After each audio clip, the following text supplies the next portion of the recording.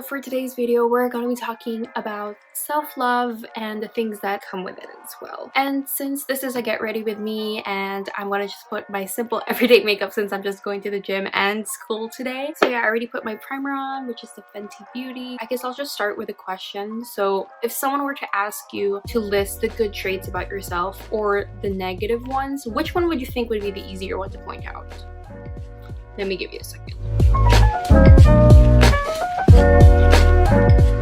Because personally, I don't know what it is with like human beings. Normally, it'll be really hard to boast about our accomplishments because it could come out as cocky, as a show off. So I guess in a way, this kind of like humbles down. I guess this will kind of go in with the first point. I'm not going to bother saying the products. I'm probably just going to list them down below because I can't multitask. I can multitask with everything but putting on makeup and talking. Since we're talking about makeup, I used to think, because I personally don't wear heavy makeup, so I always thought that people who did, or there's this conception where, oh, she must be wearing a lot of makeup, she must be insecure about how she looks. And I guess we've associated with like the thicker the makeup, the more insecure the person is, which is not true. And I guess I had this conception about, oh, I guess like if I don't wear much makeup, then to me it feels like I'm portraying as myself as someone who doesn't care what other people think.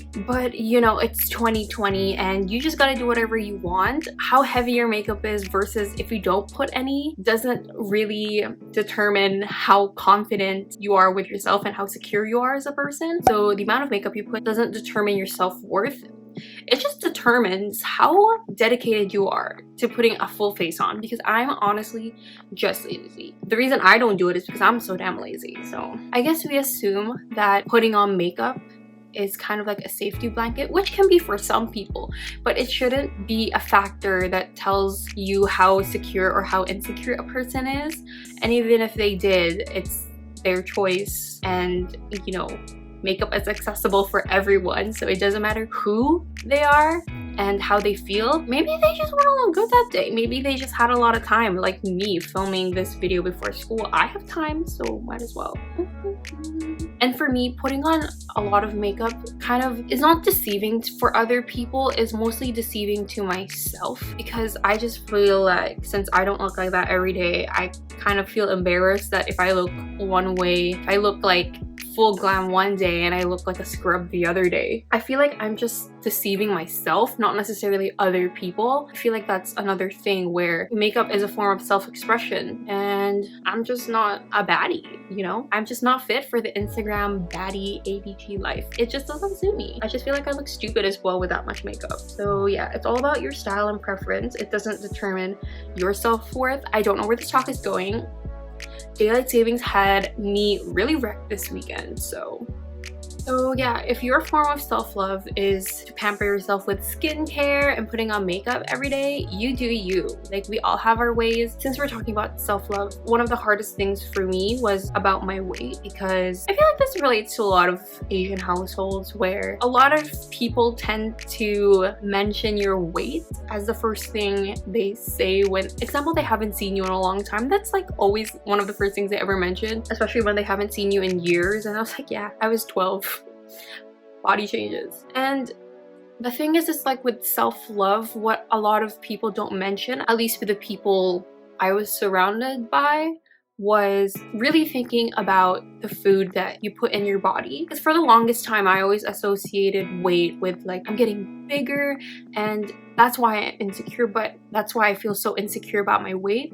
But the biggest problem was that wasn't because I was gaining weight, it was partially or mostly due to the fact that I was putting in junk in my body. And first of all, yeah, I was gaining weight. My clothes were a little bit snug. For the most part, I mostly felt just gross, bloated. I felt just sluggish. I didn't have any energy. And I just realized it's because the saying is true, you are what you eat. If you put in good food in your body, you're gonna feel energized, and that is true. Another form of self-love that I've practiced was stopped overindulging in food and thinking of food as an emotional de-stressor. I didn't want to eat away my emotions because I've learned to just think of food as something I enjoy and something that will fuel my body in order to do its job. It's not like no one knows this. It's just we're surrounded by so many options of food, and you know, in Vancouver there's not much to do besides go eat with your friends. The main point is to control your portions, which was a big deal for me because I am someone who loves rice, I love carbs, and in order to enjoy those things and not feel the way that I felt due to food that I eat was to just portion control. If I was going out for lunch or dinner with friends, like say for example, I would just eat half of it. So not only have I controlled my portions, but I also have food for my next meal. So then economically, it also makes sense. We're gonna attempt to do my brows on camera. Every time I've tried, I've failed. And yeah, I just did it off camera because this is the hardest part. So yeah, in terms of weight, when I was younger, especially in high school, I had this obsession with wanting to keep my weight at a certain weight that it was and not go higher than it is. And every time I went higher, I was just like, okay, well, it's okay. This is the heaviest I'm gonna be. It's okay. 10 more pounds. It's fine. It's fine. I tried so hard to like work out, be active and whatnot, but like I said, the root of the problem wasn't me gaining weight, was fixing the other parts of my life, which was like food that I was eating was the main problem for me because I couldn't control my emotions towards eating. It was more just like, you know, I don't care. I deserve this. I deserve this meal. I deserve this dessert. It's kind of like I stopped trying to reward myself with eating the food that I like. And also because since everyone was eating and everyone had fast metabolism, I had to accept like, girl, your metabolism ain't that fast. So you gotta work hard to be on the same boat as everyone else. And that goes with like trying to keep a certain weight. I couldn't see it myself at the time. If people were telling me, yeah, you've gained weight, I'd be like, oh my god, time to diet, time to remove like whatever the trend was at that time. The thing is, if you're allowing someone else to determine your worth, you're never gonna be satisfied. That was the thing. It's like, okay, I'm getting all these compliments like, oh, I think you've lost weight, oh, you look really good, all those clothes fit you better. But when all those compliments stop, it's so hard to shift that mindset where no, you're enough, you're okay. That was the hardest thing for me, was not letting what other people say about my weight kind of affect how I feel about myself and how I view myself. It's not saying like, oh, I'm the best person in the world. It was just like, you know, I'm happy, I'm at a comfortable weight, you know, I'm working out, trying to eat a little better to combat those things. Once you know who you are and know your self-worth as a human being, it's so hard for other people to take that away from you. That's what I always thought, especially if you've accepted your flaws. No one can take that away from you or use it against you because like, yeah, girl, I know. What you gonna do about that? I'm mad about it. Why are you salty about what I'm insecure about? That was a thing where even relatives and family would mention that. And I was like, girl, you telling me that I gained weight won't make you any skinnier. So just everyone just mind their own business and just work on yourself. Progress will come if you don't let other people determine your worth. Whoa, I'm so bad at makeup. Like, please ignore the fact that I'm trying to do my makeup on camera. Just trying to do something while I'm talking about self-love. Honestly, I can just say everything that kind of worked for me, but if you're not willing to shift your mindset towards trying to better yourself, kind of removing that FOMO feeling that you have in order to be more comfortable with yourself and also your surroundings, I would say that's the biggest self-love that you can give. Like for me personally, I don't like going to parties. I don't mind if it's for my close friends. Parties just make me anxious in general, so I don't want to feed on something that I know isn't good for my mental health, I guess.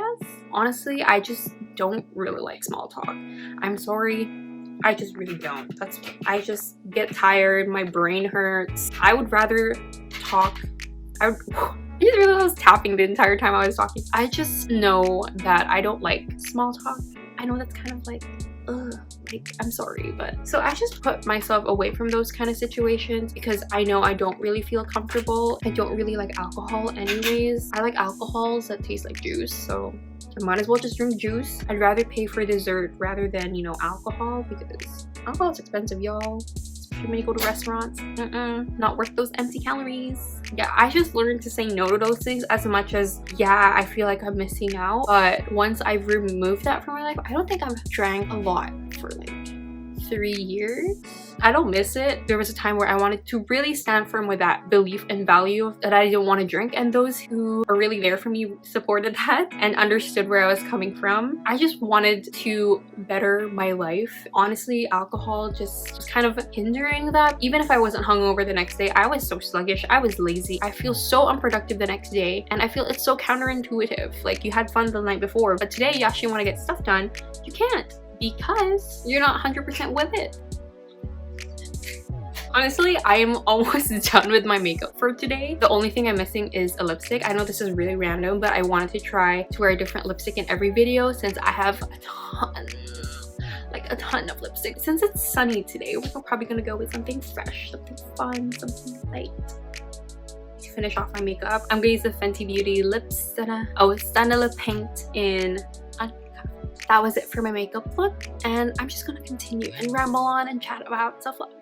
For me, it was really random the way that I kind of stopped caring about what other people think. It's very weird because it just honestly, something just clicked where I just felt completely fine. I was surrounded by people who truly love and support me, and I to them back. Whenever we hang out, I don't really care about all these other things because I really enjoy their company. Things like looks, what you wear, your makeup, your hair that day, and stuff like that don't really matter when you really enjoy spending time with the people that you're with. By learning to say no to things, you're also practicing to value your own time to work and rejuvenate, re-energize. In the past, I used to feel guilty for saying no to things because I felt like, oh, if I say no, they're never gonna hang out with me again. That kind of wore me out and gave me such a huge burnout, especially when I was younger. I didn't take measures to say that I am gonna have time just for myself. I guess all those years accumulated of me being tired and I'm just a bum now staying at home. My form of self-love is staying at home, watching anime, or watching YouTube videos, not having an alarm to wake up to. That's my form of a perfect day. So this was very rambly, so I'm just gonna cut it short today. Maybe refilm a better one next time when I'm not stressing about school. I hope you guys enjoyed this short video and me struggling to put my makeup on and talk about stuff. If you like this video, don't forget to like and subscribe, and I'll see you in my next one. Bye!